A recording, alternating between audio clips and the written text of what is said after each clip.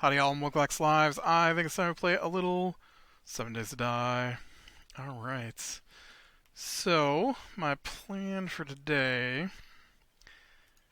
is we're going to grab a little bit of this food I've got. And definitely some more water here.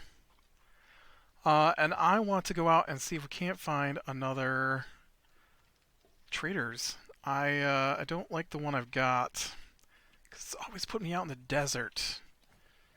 And, it's not working for me. So I think we're going to go up and hit this road right here. And and follow that out and about. That's the plan, anyways. Ooh, my throat is a little dry from talking. We had been too long since we got finished with Monday stream.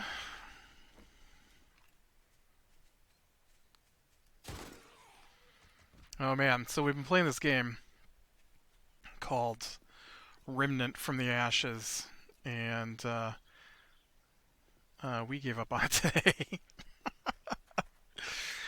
uh, it's all right. It's not really my kind of. It's my kind of game, but it's not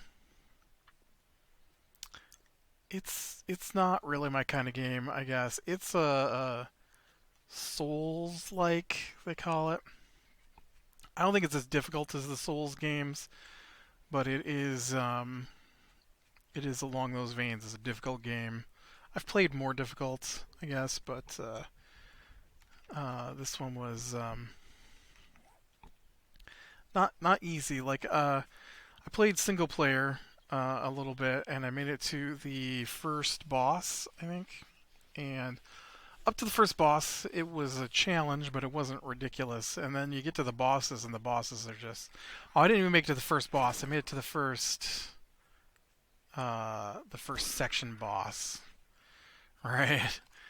And the first section boss was just like, oh well, I'm glad I'm gonna be playing this with other people because, woo.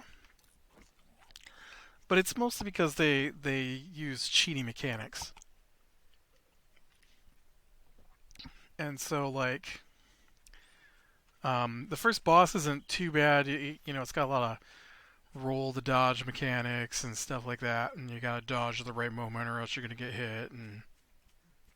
And so I think the major problem with the game is that there's like a build that works, and everything else just makes it more difficult. And so of course I chose a not easy build. It's a third person shooter, and I usually like to go with distance, and so you know I go with the hunter, the sniper guy. And the problem is that every boss fight pretty much is right up in the face of what's going on, and you can't stand back and snipe because of the way the game works, and so you can't. It's not like run into the little spot and shoot a couple of times, and then run to the next spot, and his neck just like closed up there. Look at that. I don't think that's how necks work. And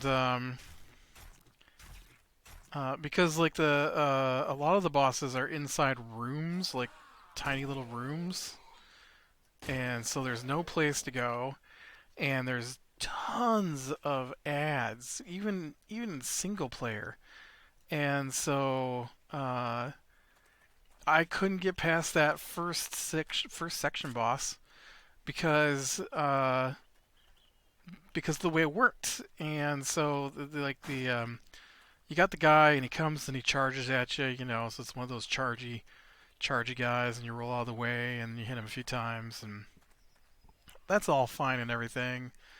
But instead of giving him like some kind of mechanic to counteract against being dodged and shot, they have just piles of ads come out, but they're not like extra guys to fight, so you dodge them and fight them stuff. No, no, these are guys that explode. They run up to you and explode. And the game doesn't really have a lot of different weapons.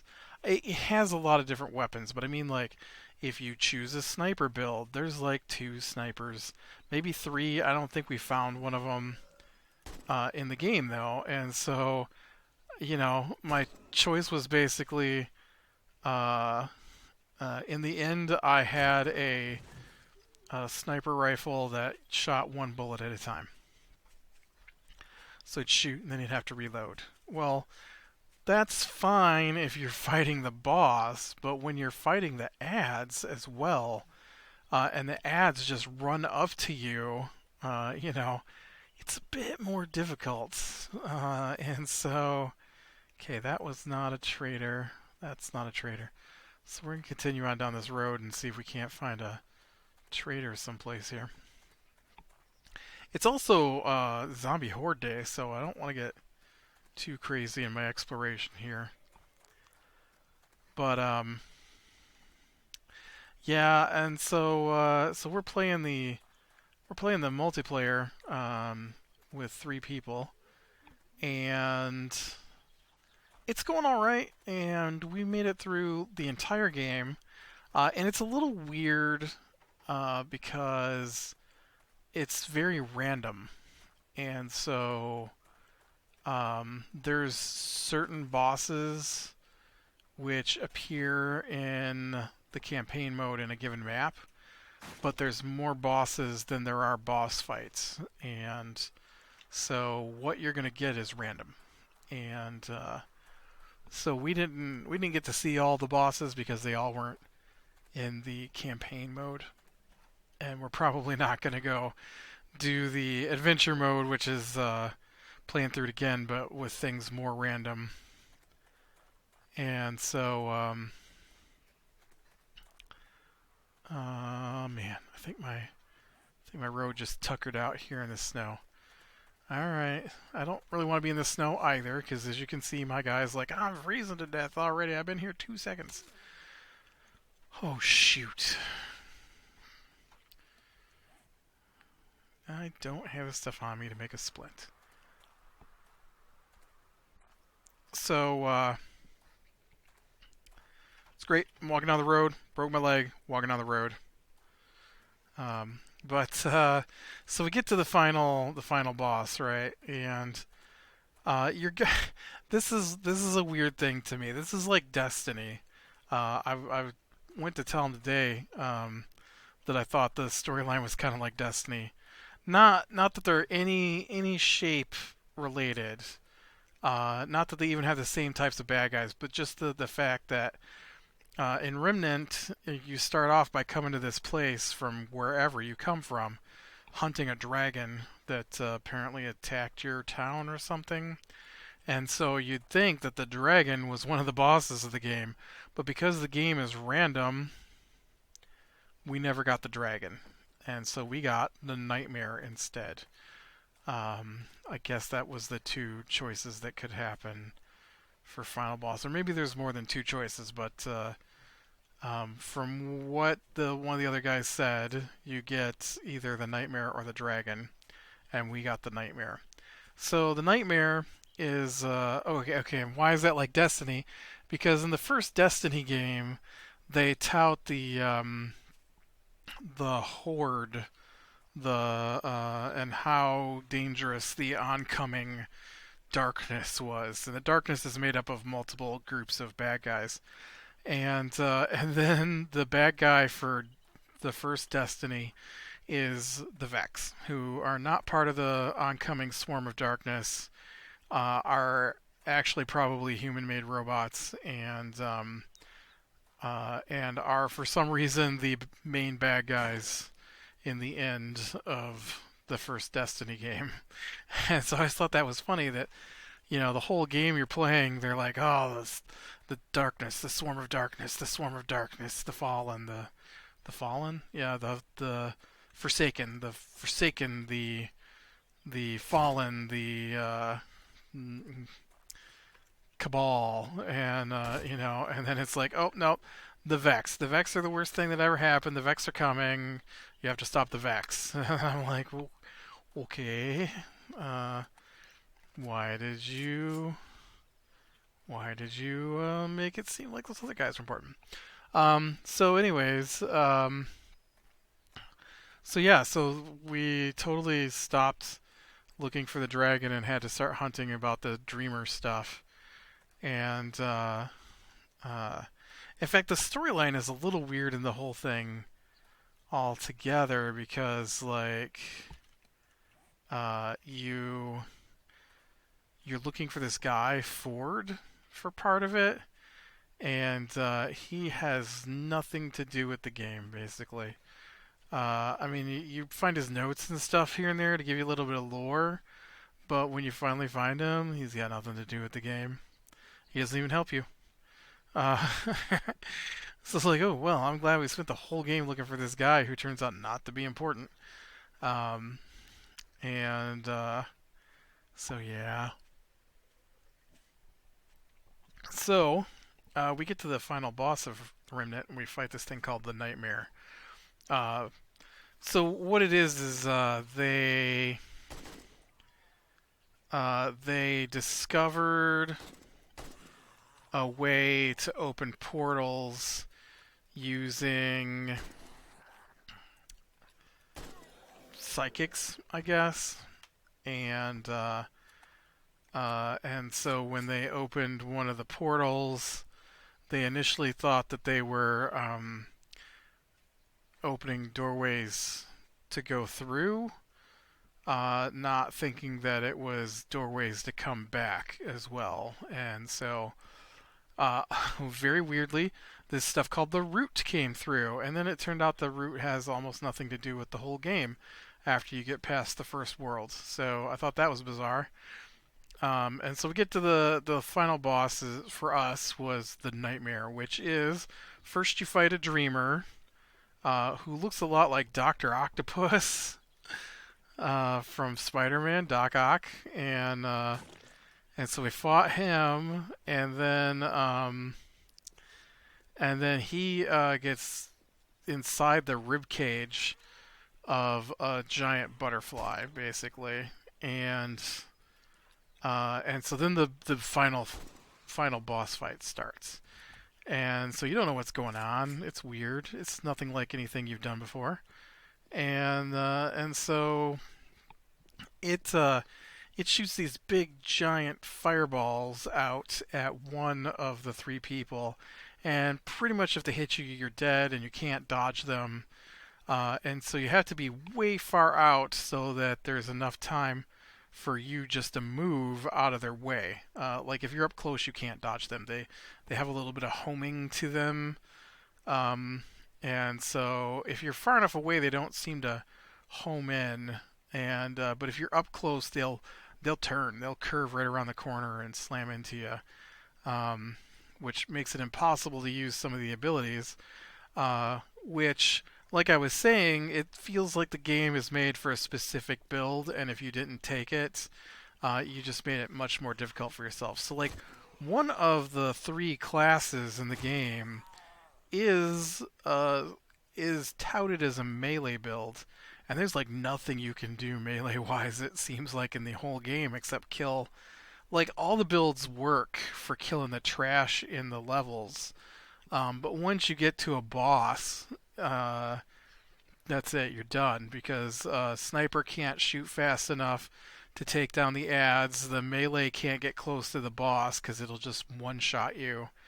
And so you basically have to be a high damage, quick shot, mid range player the whole game, uh, except when you're doing the little stuff in the levels. But any boss, you have to be able to take down ads quick. Um, the mid range guy, I guess the all of us could have gotten it, but the mid-range guy starts with a heal, and so it just feels like the game was designed around the mid-range guy to the exclusion of the other two classes almost, and so it was very disappointing to get to the end of the game and be equipped as a sniper, be put in this big giant arena, and then face off against a giant butterfly that you basically can't hurt. Because the mechanics for that boss were um, the round is pretty long between these, but he basically fires out these fireballs at people, and then he'll teleport one of the people to another section. Um, Basically, it's like a inverse color nightmare section where ads spawn, and then you have to shoot your way through ads. And the more ads you kill, the more damage you'll be able to do to the moth when you come back out. And meanwhile, your other two companion people, the other, like, there were three of us playing, so one of us would go into this realm to be able to get damage buffs, and the other two of us just stand out there scratching our heads, waiting for them to come back out and do damage because we couldn't do any damage to the boss. And so I thought that was a stupid mechanic, and it doesn't even apply across players, right? So it's not like they go in, they get the buff, they come back out, we all have the buff. No, they go in, they get the buff, they have the buff, that's it. And then after a short amount of time, it will release a wave that removes the damage buff from the person who picked it up. So the more ads you kill in the other realm, the bigger your attack. Well, the problem is that you're in there by yourself. There's a lot of ads, and my sniper, and the room is small. And so there's a lot of ads in a small area, and my sniper build is not equipped to fight through that. And so here I am trying to kill these guys, and I don't even know. Like the mid range guy. Ooh, nice. Get a. Need to go find that. The mid range guy would go in there, and he'd come out, and they suggest that you get like 10 stacks of damage buff. And so the mid range guy would just go in and drop a couple of turrets from the one ability you could get, and shoot a few guys, and come back out with his stack of 10. I would go in, I would drop the turrets, and start attacking the mobs with my pistol because I didn't. That's it. You only have two guns. You have your long gun and your short gun, and the short guns are all super weak, and that seems really far away. And my long gun was my sniper rifle. I only owned four guns at the end of the game for the long range. I owned two, the starter sniper, the second sniper that we found, the the beam rifle, and we got a crossbow at one point. Um, and I wanted to try that, but I didn't like it. And that was it. And then there's like limited number of upgrade stuff if you're just playing when you play co-op. And so we only had so much upgrade stuff to upgrade our weapons and armor with, and yeah, and so when they come back out with the damage buff, then they do huge amounts of damage because I don't know, instead of doing something interesting with the boss, you basically just get damage stacks, come back out, hit it really hard, and then it's supposed to cause it to open its chest, and then you fire on the dreamer that is inside of its rib cage. Uh, And the problem is that it didn't seem to matter what we did. Um, Over and over and over again, the game bugs out, and so uh, so someone would go in, they would get their buffs, they would come back out, they'd fire on the boss, and his ribcage wouldn't open. No matter how much damage you did, his ribcage wouldn't open. And I go online and I watch a video, and they like go in. They've got just a couple of ads. They kill them. They get a few stacks. They come back out. They use the same thing I was trying to do, and the bad guy's life just sucks right down. And I'm like, okay, I do this to him, and his health doesn't even move, even though I'm doing thousands and thousands of damage to him. And we got his rib cage to open one time tonight, uh, and this is the second week of us. We only play once a week. Oh man, look, there's a. Is that a trader's out here in the snow? Why couldn't there be a trader over there in the nice grassy area, so that I didn't have to put up with all this stuff? And so yeah, so like one of us would go in and do the thing, and then couldn't get our abilities to work. The abilities would stop working, or there's a portal in the other realm, so you're supposed to get your few stacks and then take the portal back out, and then the portal stopped working. You couldn't portal back out, so they would kill you. You would reappear, and then you have a super limited res ability, and like each person at the end there had 6 times you could do it, and so the only way we could get back out is to die, and then you know you're trying to get in there while not targeted by the moth, because the fireballs will kill you if you get that close, because of course you appear right at the base of the moth when you come back out of that realm. And yeah, so no matter what we did, we only got the ribcage to open one time. The one time that it worked right, we took it down to half health in one ribcage opening. So had it opened twice in the same fight, we definitely would have killed it. But it never like we played. We probably fought it for an hour and a half, not straight because we kept dying, but we fought it for an hour and a half of dying, going back in, dying, going back in, for an hour and a half, and it never opened its ribcage that first night.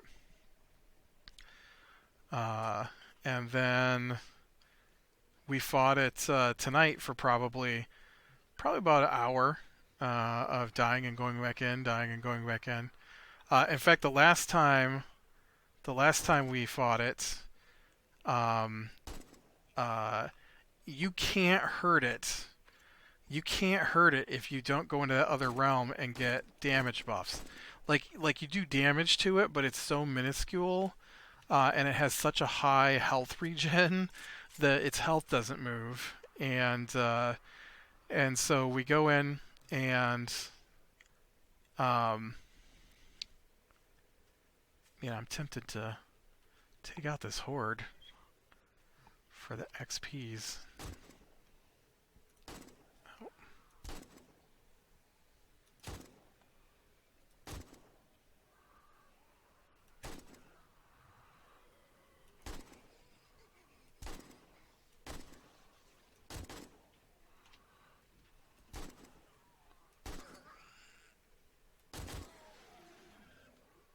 And so we fought it so long that it bugged out to the point where it stopped taking people into the other world where you get the damage debuffs or buffs. Oh hey, now I can use that cowboy mod to cowboy up to. Although if I find a light mod for my helm, I'd definitely rather go that route than the cowboy mod. But Yeah, so it was super disappointing to get to the final boss of the game and not be able to beat it because it bugged out every time we fought it. Every time. Either somebody or even two of us couldn't use the portal to get back out, couldn't use our mods because the mods would stop working. And by mods, I mean like you got your gun and it shoots like normal bullets, but you also get special abilities like fireballs or radiation rounds or something, and that's supposed to be the thing to do the big damage. Or like when you go in to get your your debuffs, you use turrets that are special abilities that you drop on the ground, and then the turrets do all the damage to the ads, and you get your stacks from that. None of that was working. Eventually, the one Fret he ran out of ammunition things because like ammunition is scarce in that game, and because of the mechanics of the game, when you reach a checkpoint, there's like a teleportation orb you can use to teleport back to the main base or different points around the world. And uh,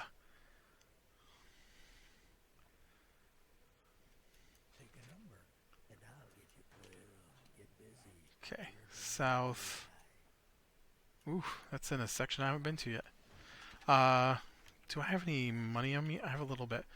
You wouldn't happen to have a splint, would you? I could really, really use a splint. Or some duct tape.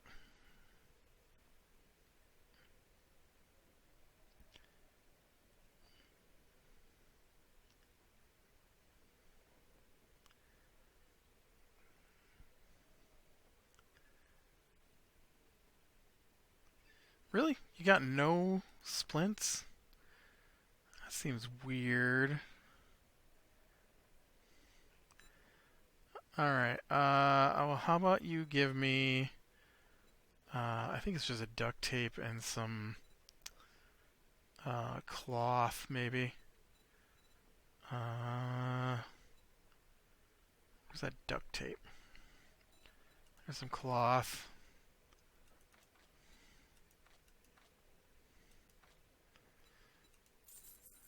Only sells it in tens, apparently. Duct tape.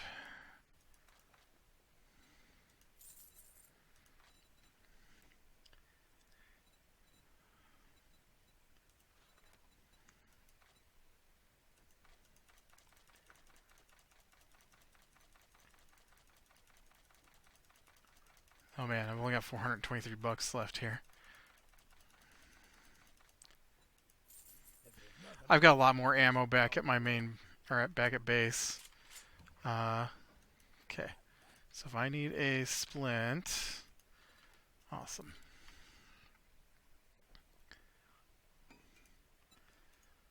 Otherwise, I'm never gonna get home. So, but yeah, so he ran out of ammo boxes to refill your ammo because there's no place to refill your ammo. Well, I guess we could have been refilling our ammo at the checkpoint. Well, no, when you die, it refills. So, because we had saved at a checkpoint right before the fight, and so it basically just takes you back to your last checkpoint. And yeah, I definitely want to go back and get ammo to do a clear.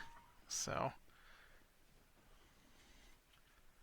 um, but yeah, super frustrating to have a game be so glitchy. I guess it doesn't do it in single player. It doesn't glitch out like that. But man, our multiplayer was glitched out bad every time, every fight.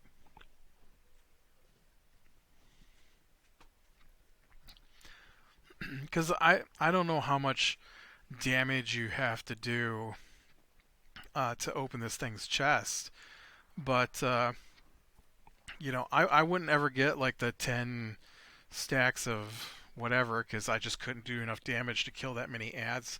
Because the realm where the ads are at is also it's also got a dot to it, and so you're just constantly taking damage while you're in there, and so you have to be using your health regen potions um, while trying to kill ads, while staying near the portal to get out.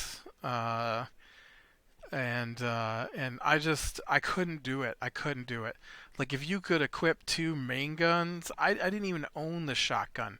I didn't need the shotgun up to this point because who would have thought that they're going to be separated from the group and they turn the final fight into basically a single player fight while two people stand around and scratch their butts because there's nothing for them to do.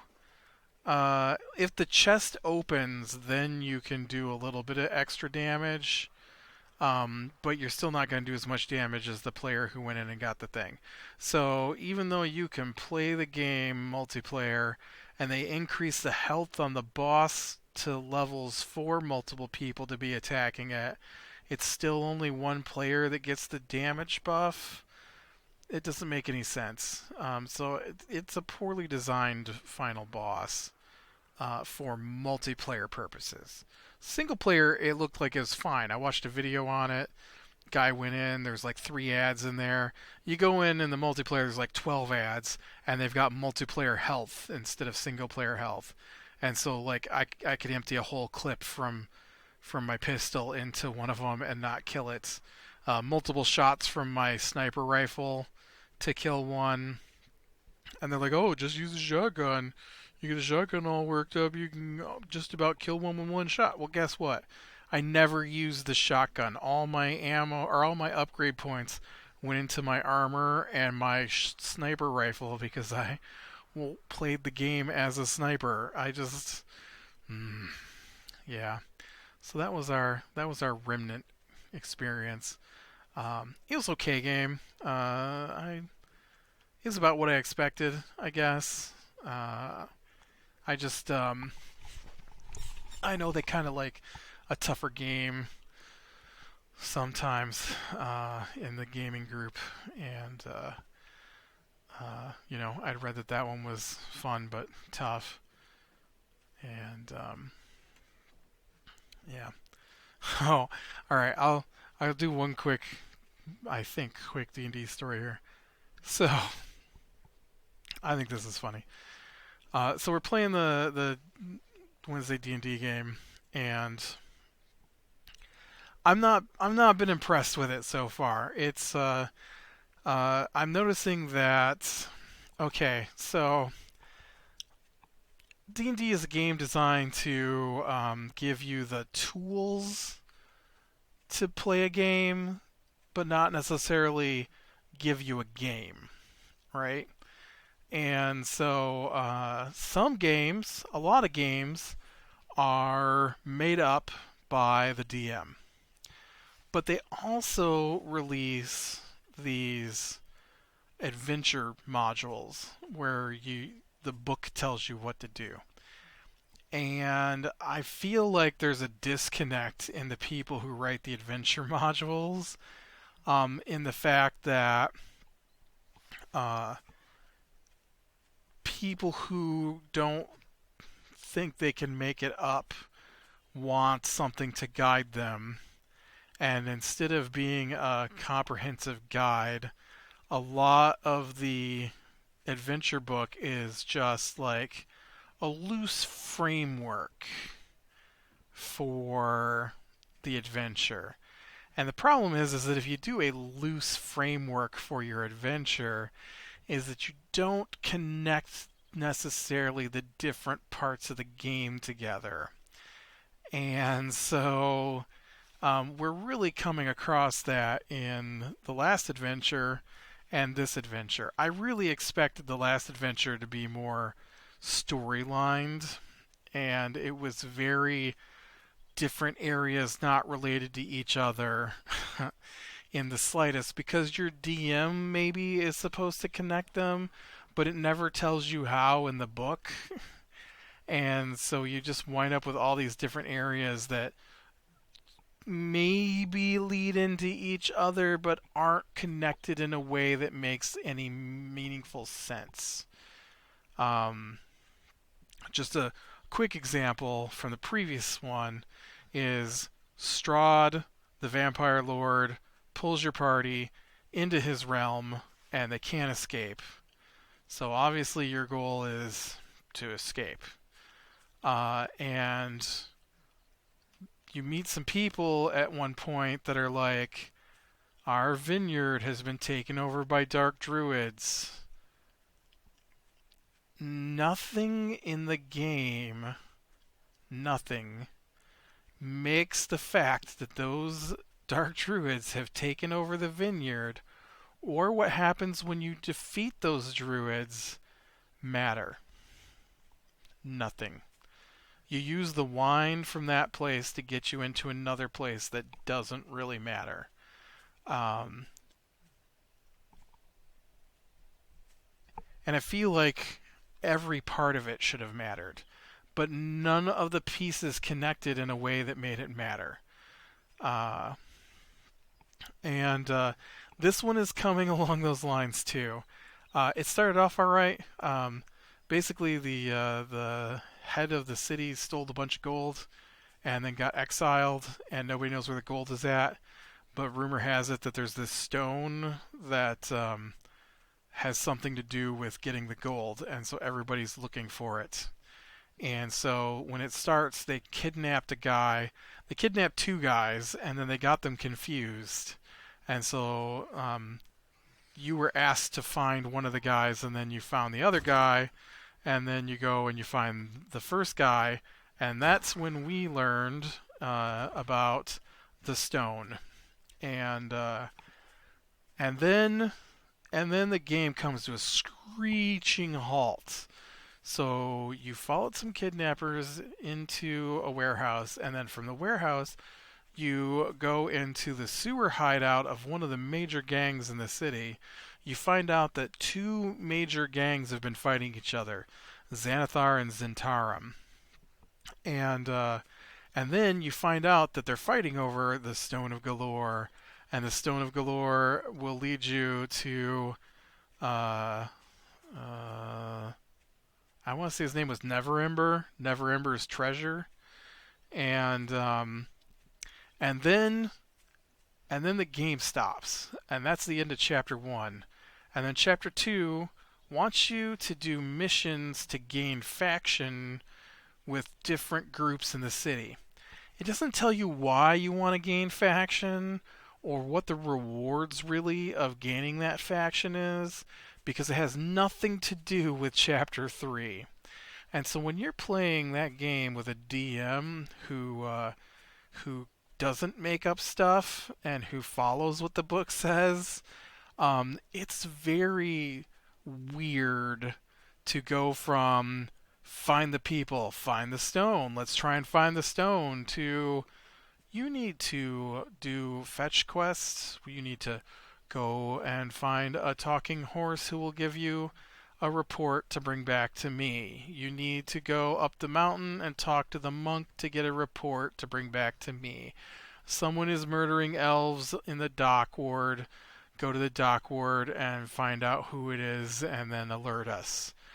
Um, and and like, what about this other thing? And then on top of that, it's like 2 months in the game go by while this is all going on. 2 months. And you never deal with any of the stuff that happened in the first chapter again for those 2 months. And then we hit chapter 3, and there's an explosion. And outside of our building that we're in, and we rush outside, and it turns out that the one gang, the Zentarum, are involved. The problem is that all that factioning that we did, that we were told was going to give us access to more information and higher level operatives and all that stuff, we're like, ooh, Zentarum, we've been working with that group. In fact, the one guy on our team has third level faction, which is 2 levels higher than any of the other groups that we worked with. And maybe he can tell us where this guy's at. Nope, nope. The Zentarum, according to our DM, are a highly splintered faction, and it's a bunch of tiny little groups that don't know what the other one's doing. I'm like, okay, that is not possible. You can't have a group fighting another major power in the city, wanting to get a seat at the table of power in the city, and be tiny little splintered gangs. It doesn't work both ways.